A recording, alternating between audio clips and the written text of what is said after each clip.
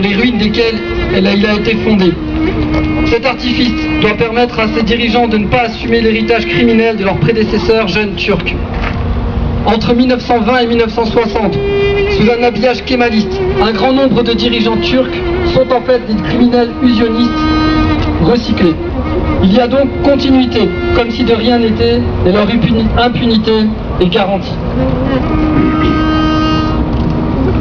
La réapparition des anciens membres du comité Union et Progrès en tant que père fondateur de la République n'est pas l'exception, mais la règle.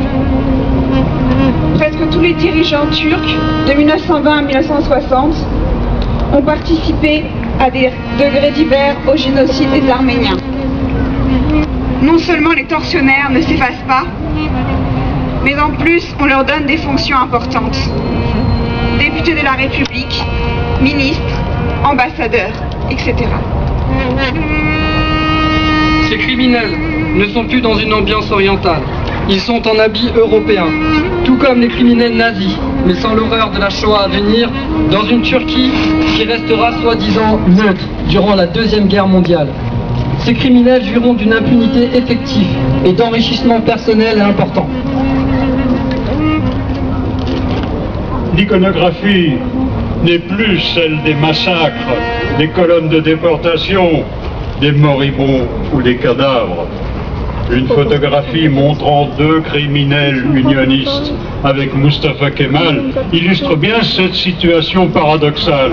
Smoking, costume cravate, pochette, lunettes de soleil. Comme au Festival de Cannes ou à Hollywood, comme si de rien n'était, petit four, jus d'orange, pour ceux qui ne boivent pas de whisky, sourire sérieux ou non, parade, relations publiques, etc.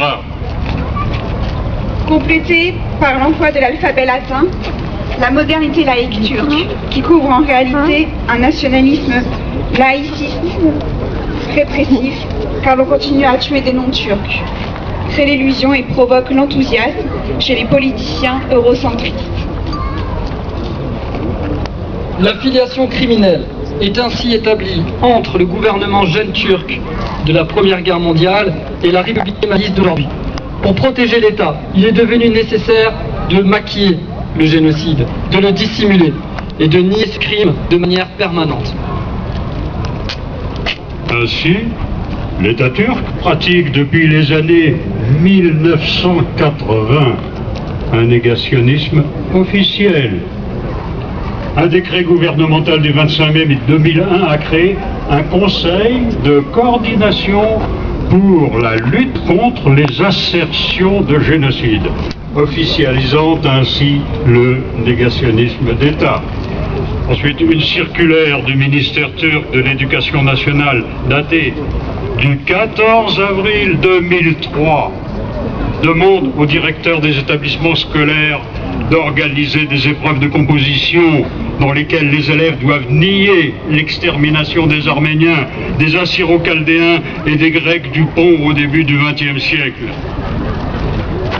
Qu'avaient en commun les militantes kurdes assassinées à Paris et les vieilles arméniennes assassinées à Istanbul?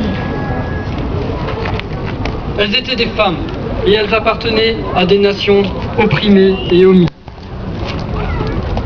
Pourquoi, 98 ans après, les réactions du pouvoir turc sont-elles si vives et tentent-elles de nier le crime, si vraiment il n'existe aucun lien entre hier et aujourd'hui?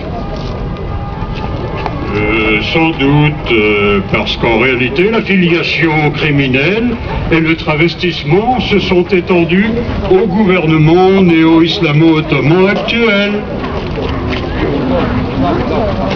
Après l'assassinat de notre peuple, devons-nous, dans la France qui nous a accueillis, lui laisser subir le double assassinat